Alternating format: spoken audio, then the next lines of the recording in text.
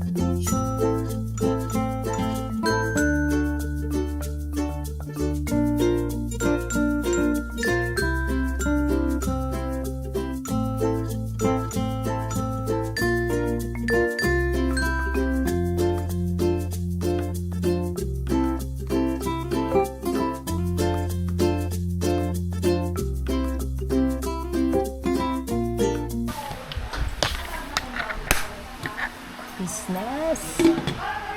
Sabay po ang magluluto niyan, mga kabisnes namin minamahal.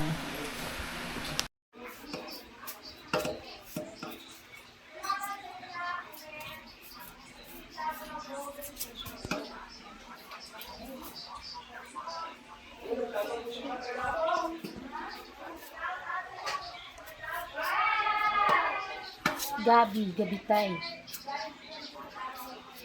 Business. Tikman natin kung anong lasa. Kasi lumambot na yung sabaw eh. Lumambot na yung sabaw. Ano bang lasa? Bakit ano bang lasa? Parang yung lasang lechon. Parang lasang lechon?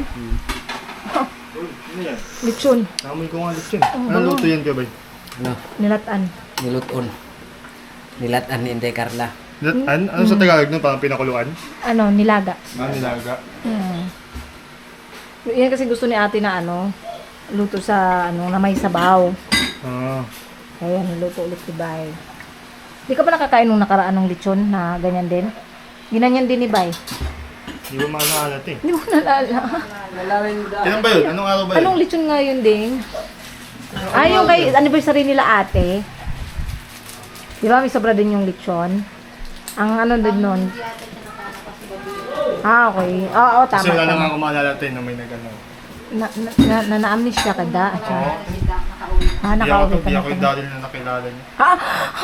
Ibang daril ito. Ano? Mamasid lang ako dito. Aray ko. Kahit alam ko na lahat ng sikreto ng boy ko. Aray ko. Ibig sabihin ito yung tatamnil ko. Damoy pa ako dyan. Dito na lang ako. Tigas pa yung ano? Sabay lumayo si Darby. Natakot. Tigas pa yung gabi. Natakot. Matigas pa yung gabi. Tubig mo nawawala. Wala ang tubig mo ga. Grabe naman yun, Daryl. Nawawala yung tubig mo. Pero sakto na yung lasa. Hindi pa. Mamaya mo na siya talaga lasahan pa. Pagka nailagay mo na talaga lahat ng sangkap. Tama or may tama ka? Ano ito may tama? Ding, sinong may tama, Ding? Ha? Sinong may tama? Kayong dalawa may tama. Sabi mo mamaya tatamaan ka. Talaga ba? Sana all. Handa ka naman. Ikaw, Ding, tatamaan ka rin ba mamaya? Hindi, wala ako sa mood. Ay! Ganun pala yun, Ding. Yeah. Wala pala dapat sa mood. Mantis Dapat pala, ka. Ding, nasa mood. Ha? Ganito kasi yan, Ding. Kasi pag ako nag-wild, Oh, Hindi, ganito kasi yan, Ding. Sabi nila ate at kuya. Tayo kasi mga babae, devotion daw natin talaga yan. hindi. Oo. Nasa mood man o tayo o wala. Dapat pagka hiling yung asawa natin, dapat pagbigyan natin. Dapat may kapayibigay ng ulam. Yun ang payo sa akin nila ate at kuya. Dapat ganun ka rin, Ding. Hindi. Kasi natutulog na siya. Isibuyat ang oras natutulog eh. Nauna pang natulog si Burno kaysa sa iyo. Ay, syempre. Ay, ano ba yan? May biyahe na. May biyahe? Biyahe saan? Ha? Kapag nagising naman, Ay, oo, kasi syempre mga kabisnes, alam naman din natin si Borno kay driver, di ba? Eh, may times na yung mga biglaang lakad, yung mga ganun mga kabisnes, kaya naiintindihan din naman natin. yes. Saka si Ding din kasi dahil si Boyet ay Yes. medyo kasi si Boyet, di ba? Mas pati na ako nakatapos. Alas 4 Talaga, tanghali na ako nagigising. Naiintindihan naman mga kabisnes. Parang ako, di ba nga, sinasabi ko nga mga kabisnes, ako tanghali na rin nagigising dahil nasa puyat din sa pag-i-edit. Di ba, hindi madaling mag-edit din. Yeah. Tapos, ang antay mo pa talaga ang matagal kasi export. Sa pag-export, tapos yung pag-upload, syempre, babantayan mo yan kasi baka may copyright. Oo. Kasi kung may copyright, ulit na naman. Sa akin, hindi ko na ginagawang inuulit din. Ang ginagawa ko na lang, minumute ko yung part na may copyright kasi tinatamad na. Doon ako kasi tinatamad sa pag-i-export eh. Ang tagal kasi ng exporting. Oo. Ganun na lang ginagawa ko. Di man lang katulab yung ano natin. Ha? Hindi na katulab yung ano natin. Yung tanglad?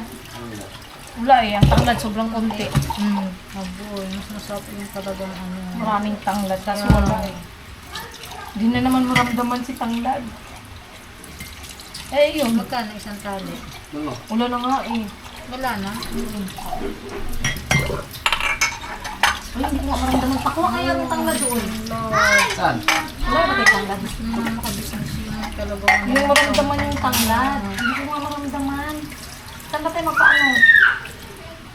Masarap na siya yung lasa kasi wala talagang lasang tanglad papa. Ganun yung mga tanglad ngayon. yung talagang tanglad yun. Ay. Paano ba ito pa? Wala ba yung tanglad dun sa atin? Bili mo tayo sa palengke. Bili mo na kaming tanglad siguro Okay, mga sige. ka-business. Balikan namin kayo. Kaya mga business, ayun kumukulo na. Geng. Napakaangas. Isang mapagpalang gabi sa ating lahat mga business naming minamahal. Dito tayo ngayon sa KB House. Di ba, Deng? Yes. Diba? Mabuhay ang bagong kasal. Andyan si Jam. Jal pala, Jam. Hindi na daw, kanina pa yan siya tayo. Sabi ko, sino muna ako yan? Sabi niya, Jam. Nagkamali lang, Jal. Kani, Jal. Jang ka, Jal. Ito yung mga pagsawag natin, no? Bango. Damo. Naamo mo. Ano, digite? Push ko yan. Naamoy mo. Naamor? Ang bango. Siyempre, may ilong ko eh. Ay, Ay, Deng. Hello. Pag-ano mo natin ang lamesa, Deng. Balikan ko kayo mga business. Ano? Yaro mo bitin ko sa lahat. Ay, nag-moist. Oo nga naman. Nag-moist. Yan. Patuakin mo muna yung lab nung ano. Tanglad. Alright. Ano, damo mga business. Damo. Grabe siya sa damo. Pechay man. Ang daming pechay. Hindi ka ba madadagdag ng sabaw?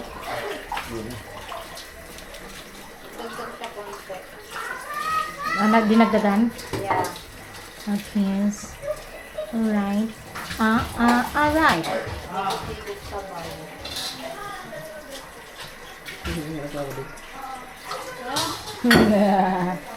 Ikaw?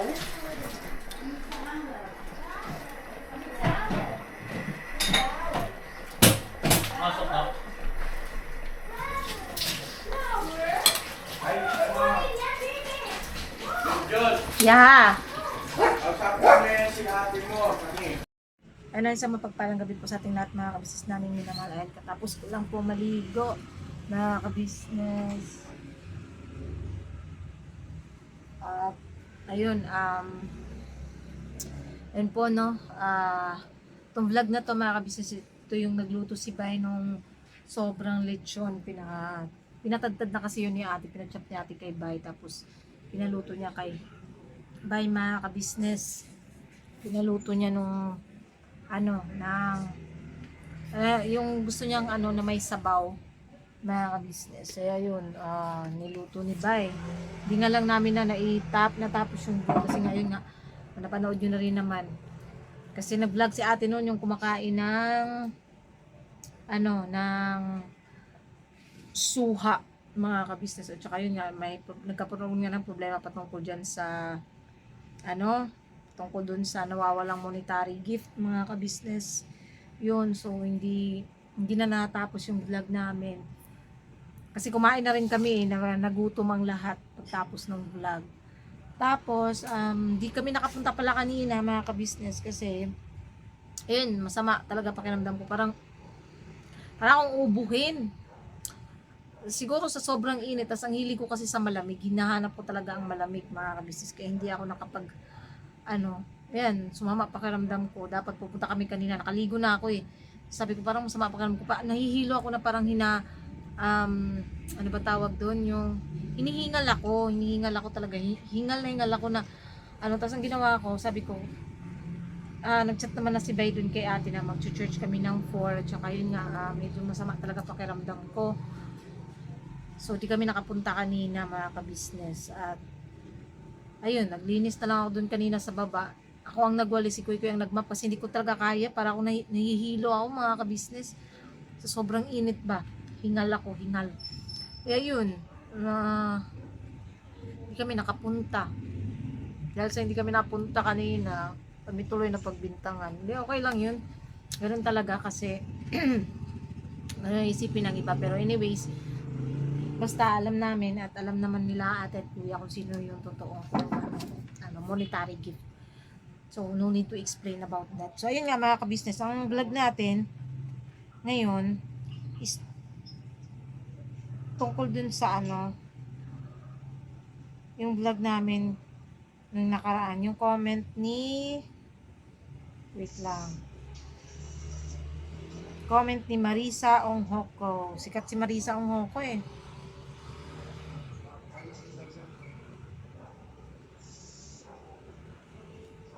Sikat si Marisa Onghoko. Yung comment niya na hoy, umepal ka na naman Junjun, maepal ka talaga. Ikaw na ang reyna ng katulong, Mrs. KB. Dapat lang sa'yo yung ngayon dahil may silbi ka sa KB house, so talagi kang nakabuntot sa kanila. Enjoy mo ang katulong.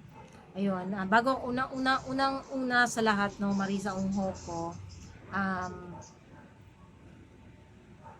bantayan mo muna yung spelling ng enjoy. Hindi enjoy. Ano na tabi? Bisaya na, pero huwag naman yung enjoy. Enjoy. Yun, as in eagle. No? So, hindi. Ang sa akin lang, sa'yo, Marisa Onghoko, yun nga, mga ka-business. Unang-una, Marisa Onghoko, Baba or taas? nasa baba. Yung pagiging katulong ay hindi masama. Napakarangal na trabaho ang pagiging katulong, no? Marangal na trabaho ang pagiging katulong.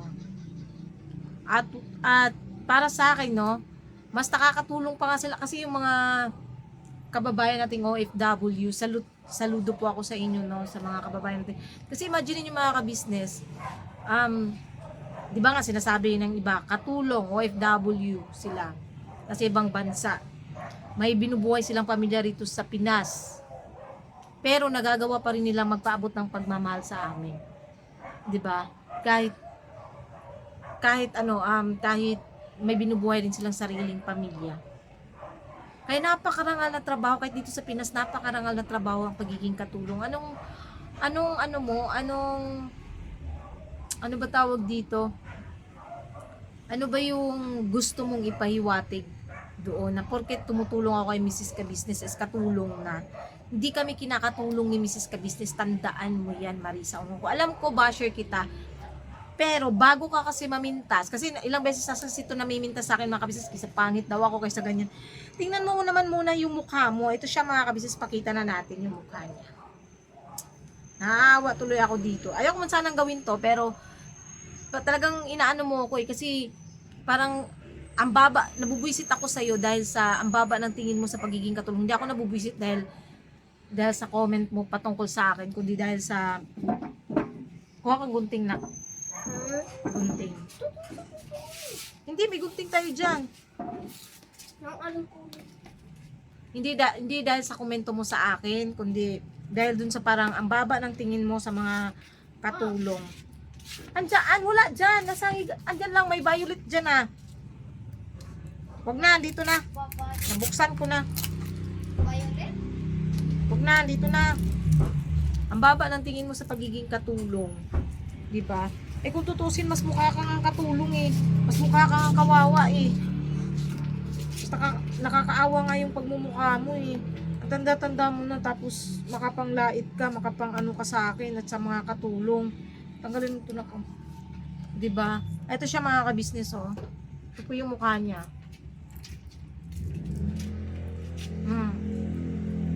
Diba? Mahiya ka naman. Yung isang picture mo pa naman is ano, yung isang picture mo kay may ano ka. Akin yan. Yung isang picture mo is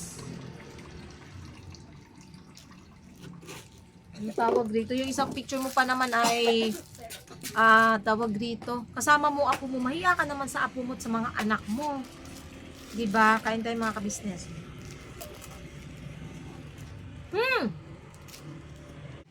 Mahiya ka sa pamilya mo, sa mga anak mo. Diba? Kung ayaw mo naman kasi sa akin, ano ka naman, wala namang problema dun. At saka, kung ayaw mong manood, di wag, diba? Pero yung, parang ang liit-liit ng tingin mo sa pagiging katulong, hindi naman din maganda kasi yun. Kaya ako siya inano mga kabisnes, kasi parang, dina-down niya yung mga katulong. Na parang ang baba ng tingin niya sa mga katulong. Parang sa akin, tatawanan ko lang naman siya. Wala namang problema sa akin. Ang tingin niya sa akin katulong. Kasi nung nakaraan din, 2 months ago, may comment yun siya mga kabisnes na sana daw bagay daw ako sa probinsya. Probinsyana naman talaga ako, namang masama doon sa pagiging probinsyana. Di ba ang baba ng tingin niya sa mga kabisnes? Na parang ang feeling niya ang yaman-yaman niya. Diba? Tapos doon na ako sa probinsya magtinda ng isda. Diba? Napaka-ano niya, napakasalbahe niya mga ka-business. Eh talagang hindi ko rin mapigilan na hindi mag-ano sa kanya, hindi ko siya ipakita sa inyo kasi at least para kayo na baga humusga, no?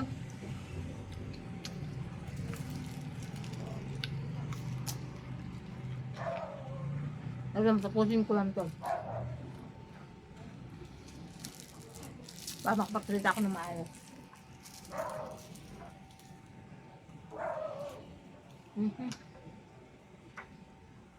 Wala akong kan po dyan.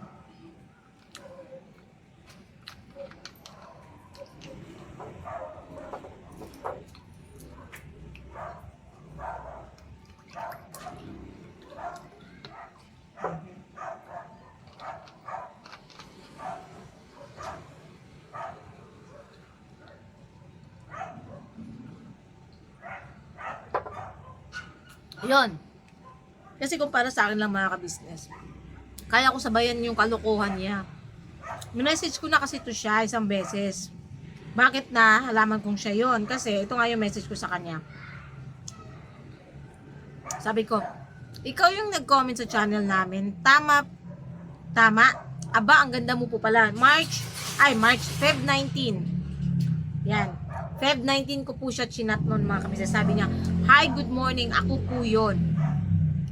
Tapos, sabi ko, ano po problema niyo sa akin at laging ang sama ng comment mo sa channel namin na Kagwang by Papaya.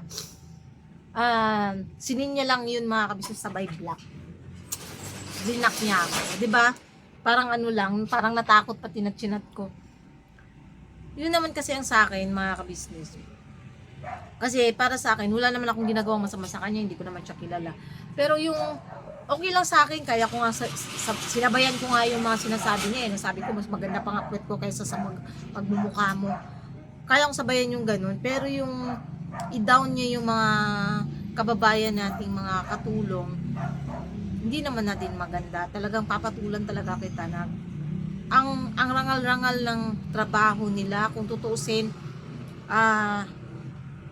mas mataas pa sa'yo yung mga sinasabi mong katulong, mas mataas pa yung antas nila kaysa sa'yo. Kasi ugali mo pa lang, ang baba na ng ugali mo, yung ugali mo basura.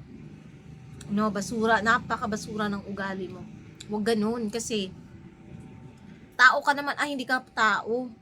Daig mo pa hayop, kung tutuusin, daig mo pa ang hayop. No, Marisa Onghoko. Yan pinakita ko ng mukha niya, mga ka-business. Anong sa inyo sa kanya? Sino ba yung mas mukhang nagtitinda ng isda at mukhang katulong, di ba? At isa pa, never kami kinatulong ni Mrs. Ka-Business. Tandaan nyo yan. Yang mga ginagawa namin na paghuhugas-hugas ng mga plato, pag prito-prito ng kami naman kumakain eh. Alam nga naman si ate pang paghugasin namin, kami naman lahat kumakain.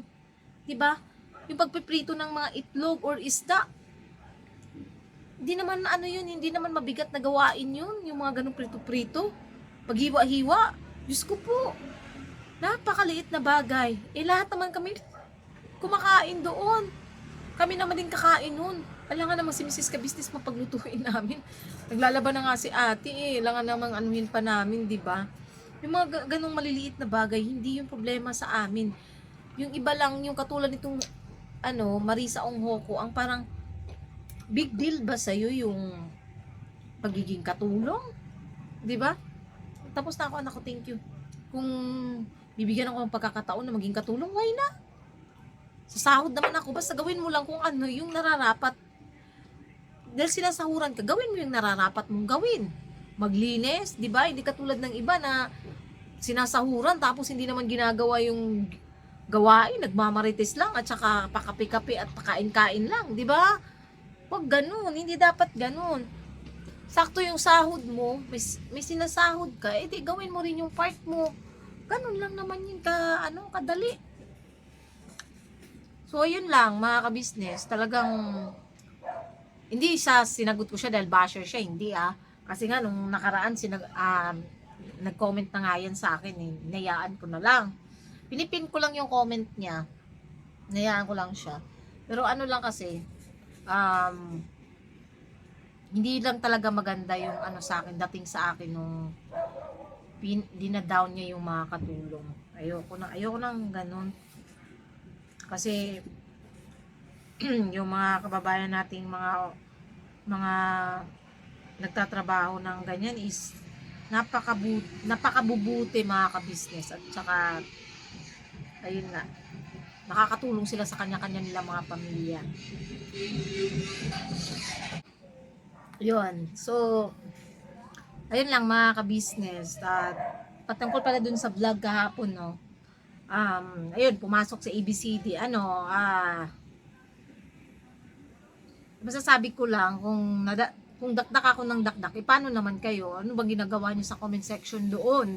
'Di ba? Kayo rin naman may kasalanan Kasi hindi naman na yung mga vlogs namin is patungkol na lang sa amin, mga reaction sa Tapos bakit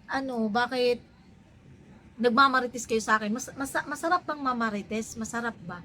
Kayo yung gumagawa niyan kayo yung nag-aano niyan kayo yung itong mga marites na to kasi ang mas nagpapalala sa sitwasyon na imbis na okay na lahat, na wala na sana, tahimik na, nag-let go na nga kami, ako, ayan, yung mga marites na yan, katulad nung sinasabi ko nga kagabi na nag-comment na matanda na sana pero walang pinagkatandaan, di ba? Kaya ko siya hinaid dati pa, matagal na yan ang panahon na hinaid ko yan dito sa channel namin. Kasi nga, niya, atribida. Kung sa tingin nyo bida-bida ako, yun sa mga supporters nila, kung sa tingin nyo bida-bida ako, ano sa tingin nyo ginagawa nyo? Hindi ba kayo rin nagbibida-bida kayo na feeling marami kayong alam? Di ba? Kayo lang din naman ang nagbibida-bida kayo lang naman yung dakdak ng dakdak. Samantalang yung mga vlog namin is hindi pa tungkol sa kanila. Ngayon tapos biglang may magsisend sa akin na June, tingnan mo to. Ayan, ganyan. Nadadamay na naman ako nang hindi ko alam na, oh, ba't ako nadamay dyan? Ba't ano ba topic dyan? Kasali ba ako sa topic din sa vlog na yan? Ba't ako yung, ng comment section nila, di ba? Unang-una, wala nga akong pakialam sa kanila. At pangalawa, hindi ko nakasalanan kung maritis kayo.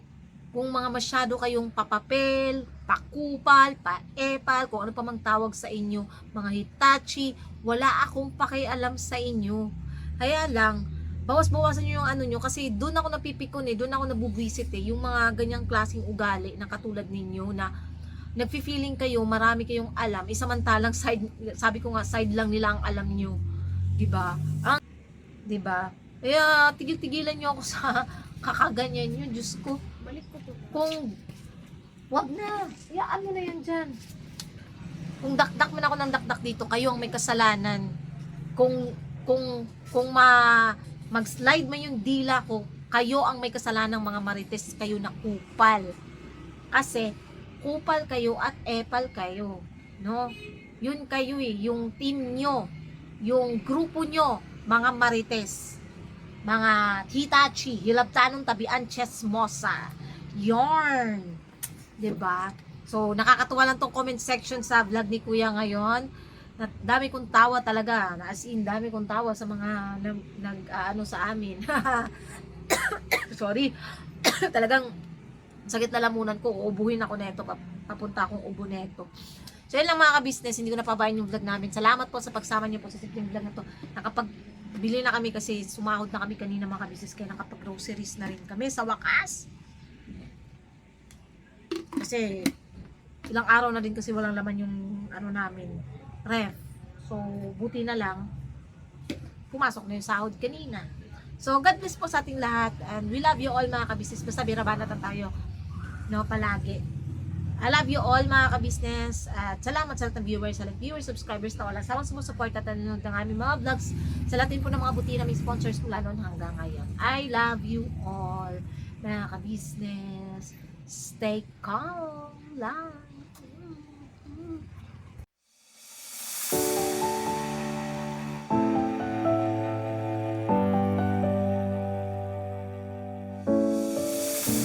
I've come so far away from home. There's no way I'm turning back now. My destination is unknown, so I'll keep pushing, never slow down.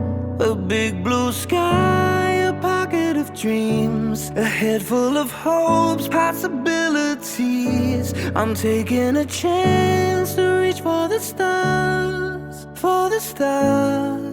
If I fall,